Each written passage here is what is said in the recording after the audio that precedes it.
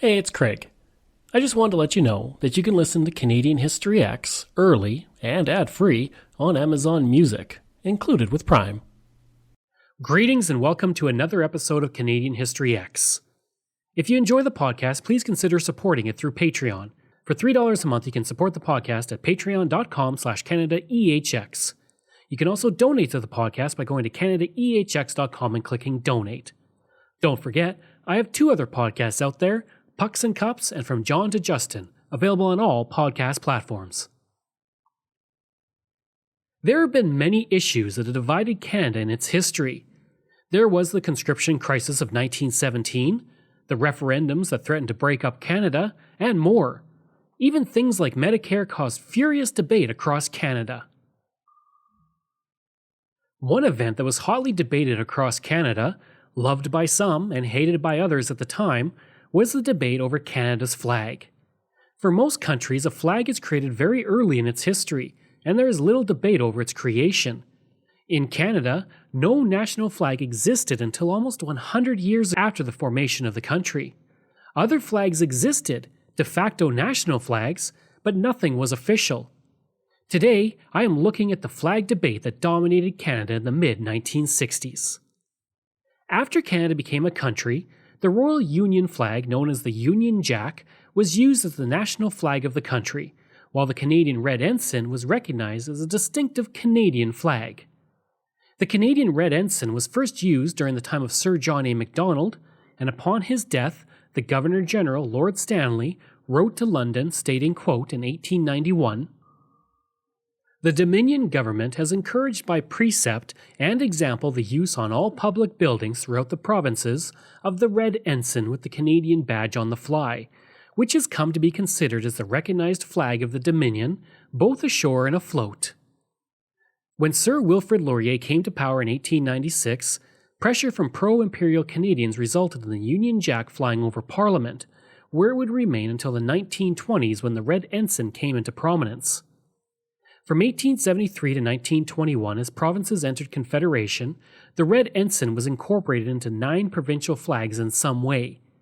The issue was that the flag was not officially a Canadian flag, so many flag makers added their own embellishments, adding a crown on the shield, placing the shield in a white circle, and more.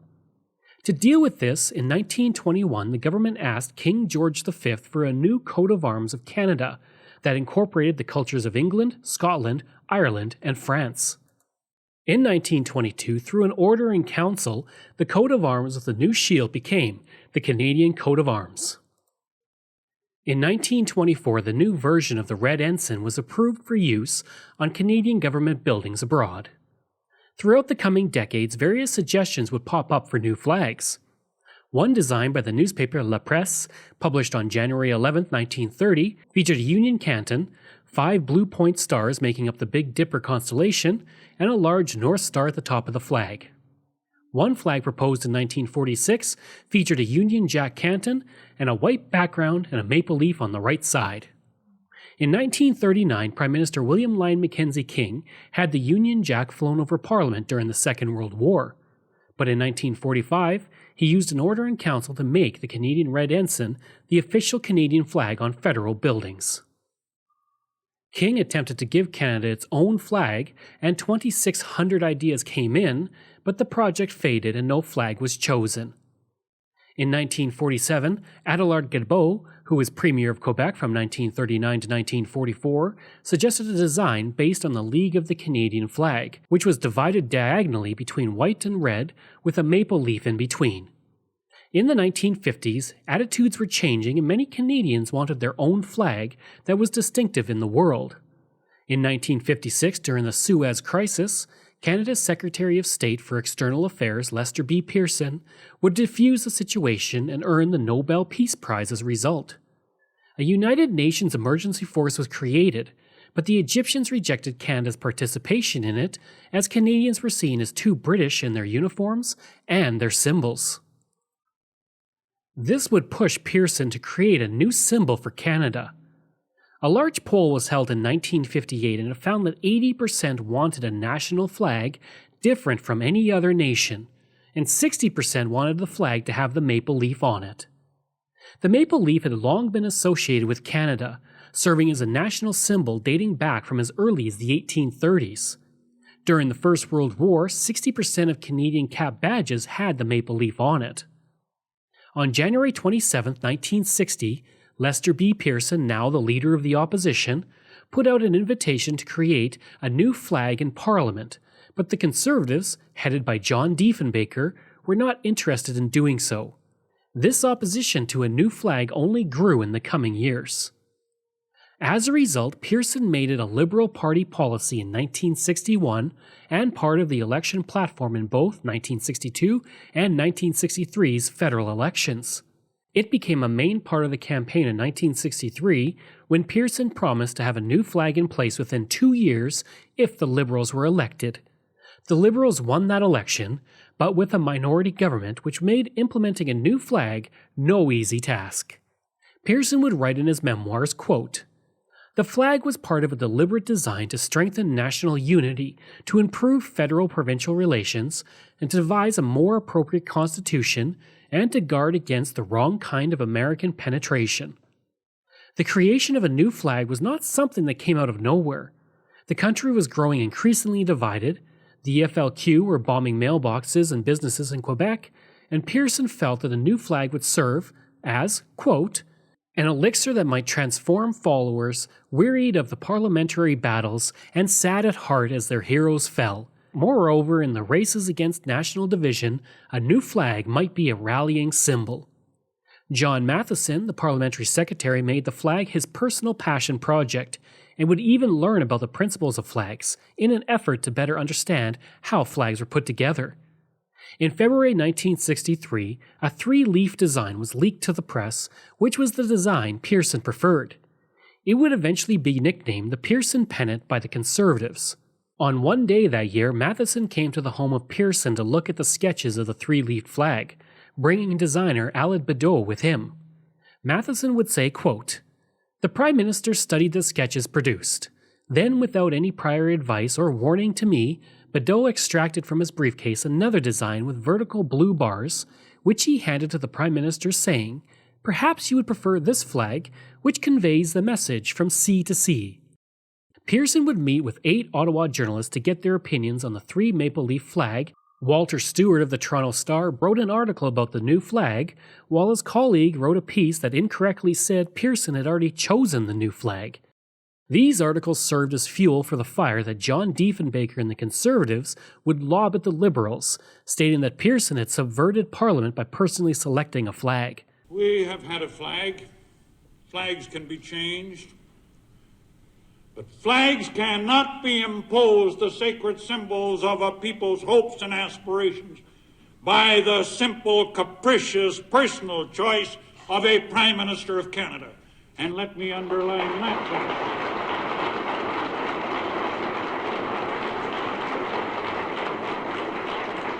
Now then, whenever the majority of Canadian people want a new version,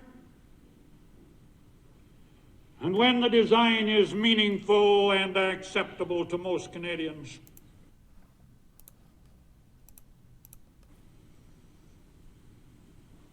that's democracy. Not everyone was in favor of that flag design. One newspaper in Alberta published a letter from a 10-year-old in the community who said, quote, "I don't like the 3 maple leaves on the white background. The single maple leaf looks better. As I am only 10, I will have to look at it longer than Mr. Pearson." On May 17, 1964, at the Royal Canadian Legion Convention in Winnipeg, Pearson spoke to a hostile crowd who were not in favor of changing the flag from the red ensign to a new design. In fact, the cover of the recent Legionary magazine had an image of the Canadian red ensign on it with the caption, "This is Canada's flag. Keep it flying." The men in the audience had fought with the red ensign on their uniforms, and it held a special place for them. Both the Royal Canadian Legion and the Canadian Corps Association wanted a flag that included the Union Jack to show the ties of Canada to the other Commonwealth nations. Going to the convention was an excellent tactic by Pearson to not only bring the issue of the new flag to national attention, but to also win over a highly critical audience. He would write in his memoirs, quote, I chose this occasion deliberately, though. I might easily have arranged to speak to an audience which would have given my views a friendlier reception.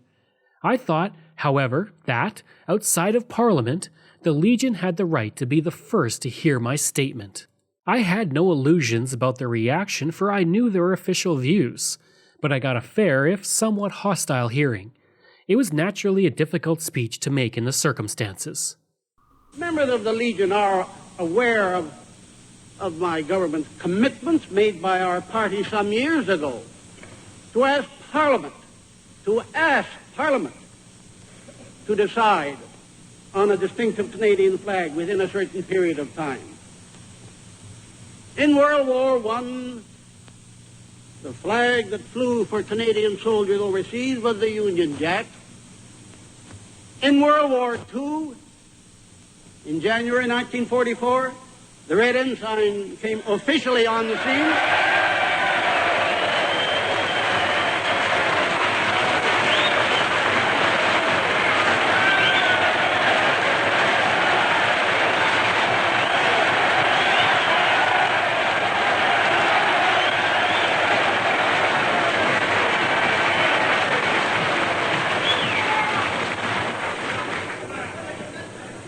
In World War II, the Red Ensign came officially on the scene, though we sometimes forget. It's all right, Mr. Chairman, this is a veterans meeting.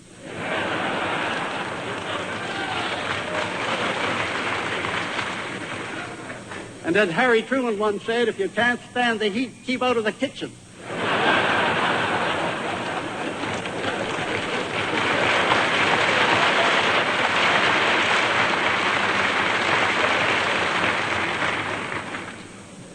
But we do sometimes forget the flag designated for the 1st Canadian Division, the 1st Canadian Forces overseas, and presented as such to General McNaughton on his departure from Canada for Europe, was one with 3 joint red maple leaves predominant on it. And I believe, as sincerely as some of you may believe in another design, I believe that today a flag designed around the maple leaf will symbolize and be a true reflection of the new Canada.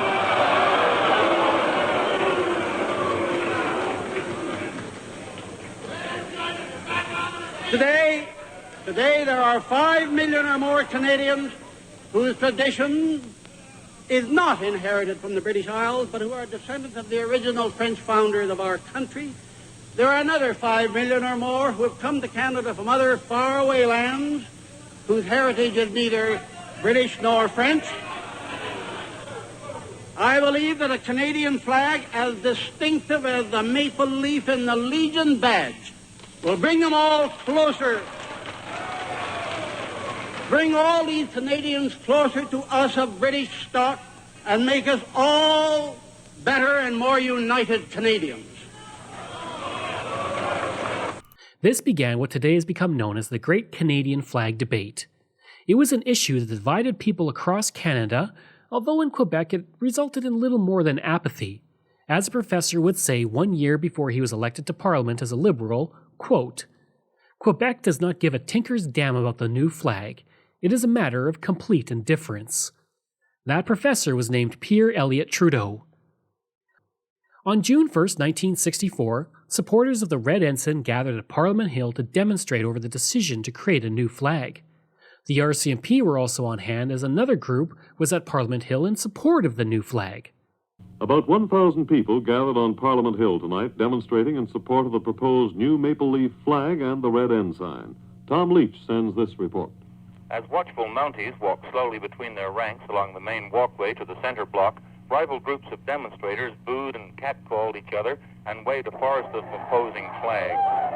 Organizers of both sides blame the wet weather. It's been raining all day in Ottawa for the small turnout, but what the demonstrators lacked in size, they made up.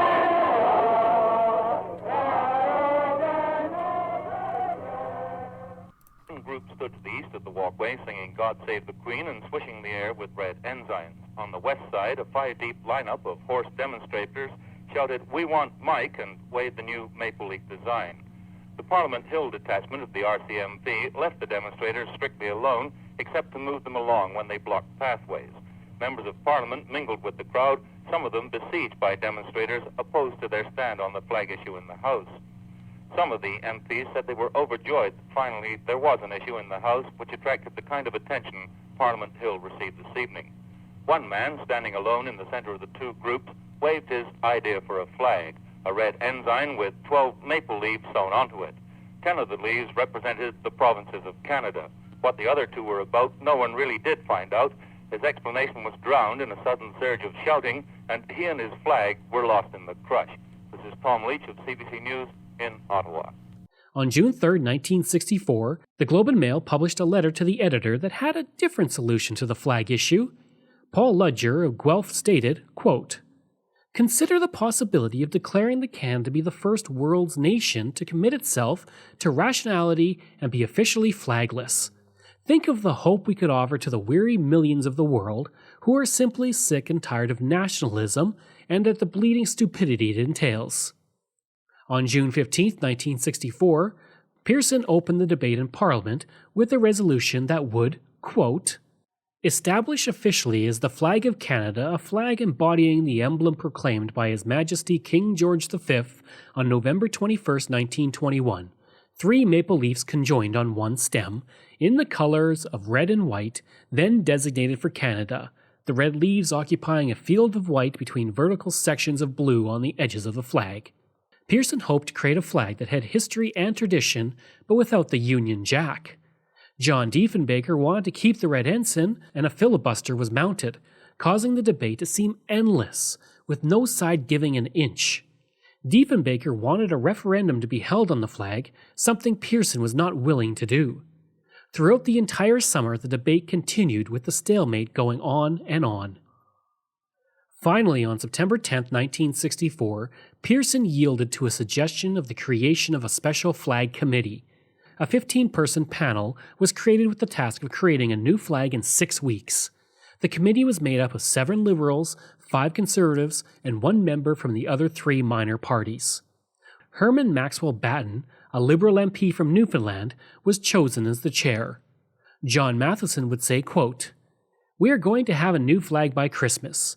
It's going to be a distinctive national flag, and it will be based on the historic and proud emblem of Canada, the maple leaf." Over the next 6 weeks, the committee held 35 meetings as 3,541 entries came in. Of the entries, 2,136 featured maple leaves, 408 featured Union Jacks, and 389 featured the beaver. As the 6 weeks were drawing to a close, committee member John Matheson submitted a flag designed by George Stanley, a historian, Rhodes Scholar, and a Second World War veteran. Stanley had been standing outside the Mackenzie building of the Royal Military College of Canada, looking at the college flag in the wind. That sparked an idea in him of a flag without national or racial symbols that would be decisive in nature. He put forward a design based on the flag of the college that featured a single red maple leaf on a white background flanked by 2 red borders. His original design featured a maple leaf with 13 points that would be redesigned to 11 points. On October 22, 1964, the committee held its final vote between the design Pearson liked and Stanley's design. Several motions went through on that fateful day. The first motion was a Conservative motion to decide the flag question through a referendum, which was defeated 9-5. The next motion was that there should be a national flag, which passed 14-0. The third motion was that the Canadian red ensign should be the national flag, which was defeated 10-4. With the last vote for which flag to choose, the Conservatives assumed that the Liberals would vote for Pearson's design, and therefore they would vote for the one-leaf design by Stanley. In fact, the Liberals agreed with the other non-Conservatives to choose the Stanley maple leaf flag in a brilliant play on government strategy. As a result, the new flag was approved by the committee in a unanimous vote. The Conservatives were horrified by the result, so in the next motion that the chosen flag represented a suitable flag for Canada, they cast 4 votes against it. Diefenbaker was furious at being outmaneuvered by the Liberals and dismissed the flag as being too close to the flag of Peru. In a television interview, he would say, quote, "If we ever get that flag, we would have the Peruvians saluting it anyway." It now went to the House of Commons to approve the decision. Once again, John Diefenbaker would not budge on getting rid of the red ensign, resulting in a filibuster debate that lasted 6 weeks. It has been described as among the ugliest debate periods in the House of Commons history. During that time, the Conservatives made 210 speeches, the Liberals 50, the NDP 24, and the Social Credit 15. By comparison, the 2012 budget bill was subjected to 214 speeches, taking less than 2 months in all. As the debate wore on, public opinion began to turn against the Conservatives, who Canadians saw as holding Parliament for ransom over the new flag. One Conservative MP from Nova Scotia, George Nolan, would state, quote, "The Liberals have got to use closure to get us off the hook. We can't just quit, or people would never forgive us." Finally, one of Diefenbaker's own senior members and his Quebec lieutenant, Leon Balsier, invited the Liberals to invoke closure. This limited speeches to 20 minutes and forced a vote. The House of Commons got a shock today when the Liberal government was invited by Leon Balsier, the leader of Quebec Conservative MPs, to invoke closure to shut off the flag debate. His statement at the opening of the House immediately brought Gordon Churchill, the Conservative floor leader, to his feet. Mr. Churchill said Mr. Balsier was not speaking for the party. The Creditiste leader, Mr. Cowett, said he strongly supports Mr. Balsier's call for closure. With further details from the press gallery, here is Tom Leach. Mr. Balsier has let it be known for months that he's been disenchanted with some of Mr. Diefenbaker's policies in the House of Commons, and the flag issue has crystallized his disenchantment. As far back as last May, Mr. Balsier was saying that Mr. Diefenbaker was out of touch with the modern needs of the province of Quebec and that some of his policies were totally out of date. Today, publicly and strongly for the first time, he disassociated himself from the official Conservative line on the flag. And although Mr. Balsier said he spoke for himself, most members of the Quebec wing of the Conservative Party regard him as their leader. The open break has been coming for a while. Although Mr. Diefenbaker sits next to Mr. Balsier in the House of Commons, the two rarely exchange so much as a word when both are in the chamber. And on the issue of the flag, so dear to the heart of French-Canadian politicians, the two have been diametrically opposed almost from the start. Today, Mr. Balsier said he feels there's already been too much talk. Here's how he put it in an interview. Well, I think the present debate is sort of getting Parliament into a fix. I mean, Parliament is a place where you can debate. It's all right, but it was becoming a farce. I think this debate has lasted for weeks and months. Every kind of opinion that could have been expressed on a Canadian flag have been expressed, and I think the government should have the courage to stand up and impose closure. Finally, a vote was held at 2:15 a.m. on December 15, 1964. Balsier and the other Conservatives from Quebec voted in line with the Liberals, and the recommendation of the committee passed 163 to 78. Soon after the vote, Matheson wrote to Stanley stating, quote, "Your proposed flag has now been approved by the Commons 163 to 78. Congratulations, I believe it is an excellent flag that will serve Canada well." Diefenbaker, defiant to the end, stated, quote, "A flag by closure, imposed by closure." He would later write in his journal on December 21st, quote, "The Progressive Conservative Party, Her Majesty's loyal opposition, stood alone in the House of Commons against the removal of the Union Jack from Canada's national flag. We fought for what we believed was right. We have lost." In early 1964, Balsier, the man who put forward the closure, would leave the Conservative Party, saying there was no place for a French Canadian in Diefenbaker's party.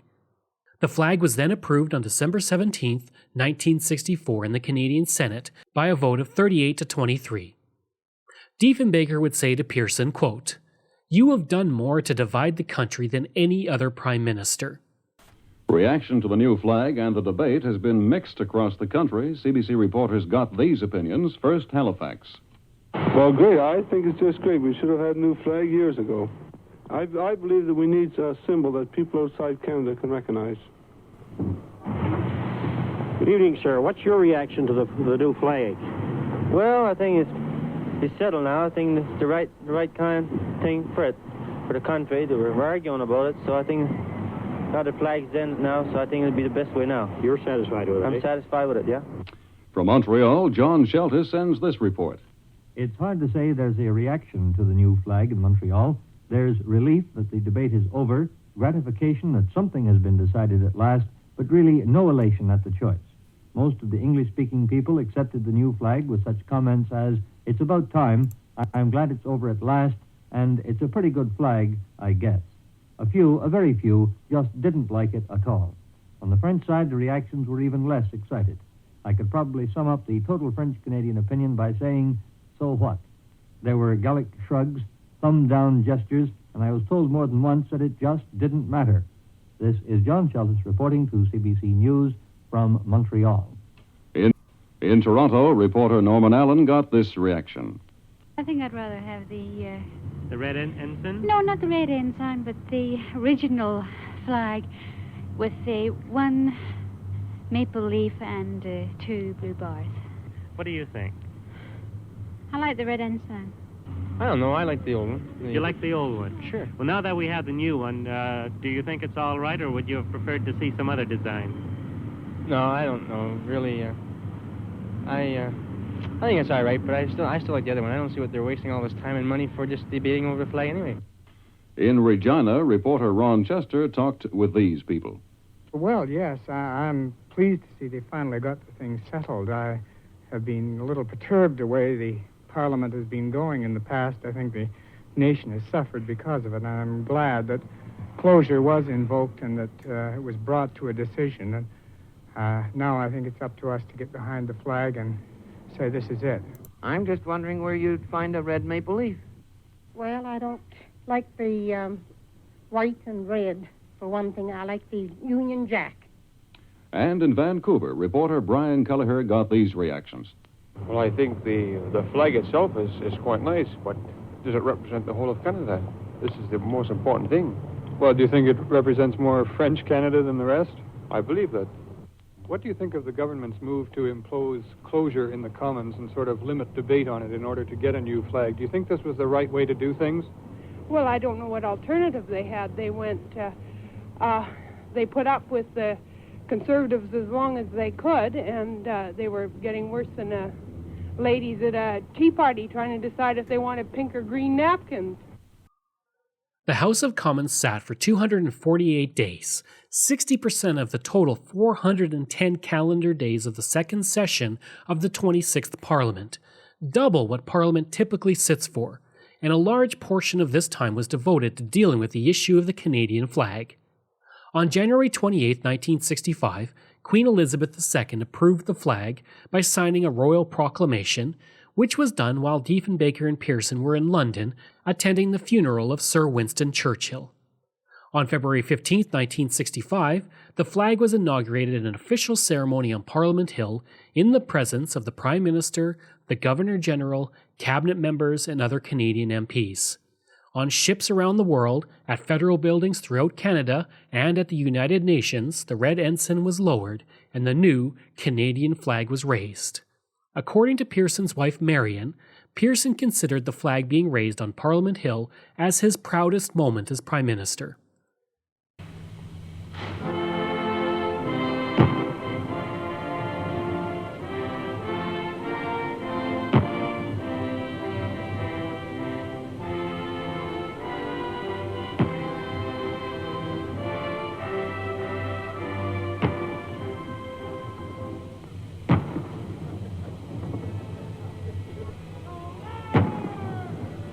The Governor-General is applauded by a number of people in the crowd. It is indeed fitting that this man, who was chosen in some circles across Canada as the Man of the Year in 1964, should be here today as we raise a distinctive Canadian flag.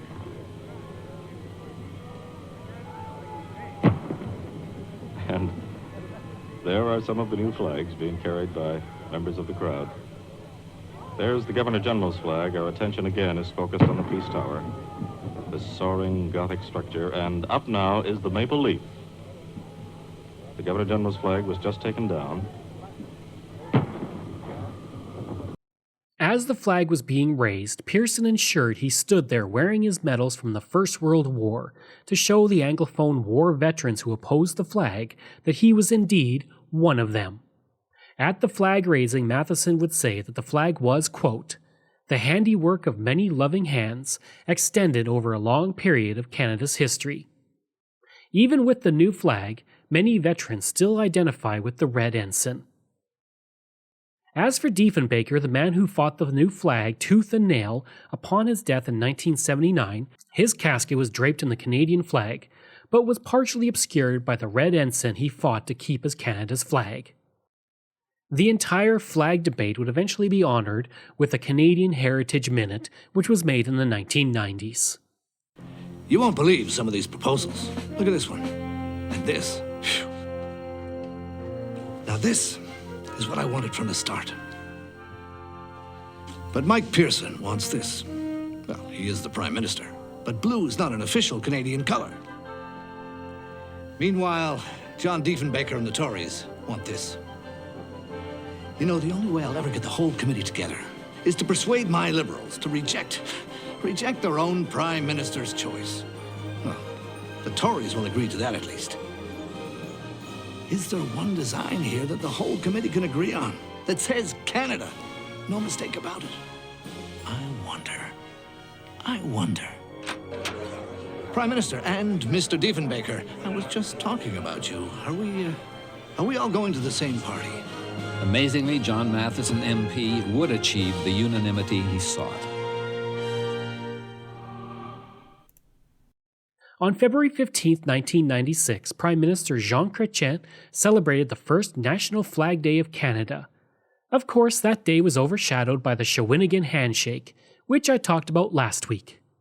In his speech on that day, Chrétien would say, quote, the maple leaf flag pays homage to our geography, reflects the grandeur of our history, and represents our national identity. Our flag thus honors Canadians of all origins who, through their courage and determination, have helped to build and are continuing to build our great country, a dynamic country that is open to the future. Let us be proud of our flag. Let us recognize how privileged we are to live in Canada, this magnificent country that encompasses our history, our hopes, our future. I hope you enjoyed this episode and my look at the Great Canadian Flag Debate. If you did, please leave a rating and review. If you like, you can email me at craig@canadaehx.com. You can visit my website where you'll find hundreds of articles on Canada's history as well as all my podcast episodes. Just go to canadaehx.com. And again, you can support the podcast for as little as $3 a month.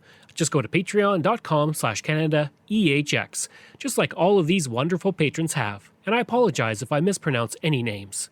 Diane Wade, Lori Ann Kirby, Gary Dolovich, Nick Zinri, Pamela Elder, Shannon Marshall, Clinton Martinez, Dimitri Chauve, Aaron O'Hara Myers, Robert Dunseith, Todd Casey, Catherine Rawa, Luke S., J.P. Bear, Jason Hall, Phil Maynard, and Iris Gray.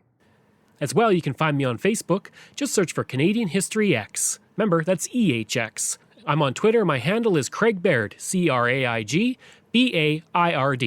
And don't forget, you can find me on Instagram. Just search for Bairdo37. Information from the Canadian Encyclopedia, Canada's History, CBC, Canada.ca, Wikipedia, RCINet.ca, Maclean's, The Flags of Canada, and CRWFlags.com. Thanks, and we'll see you again next time.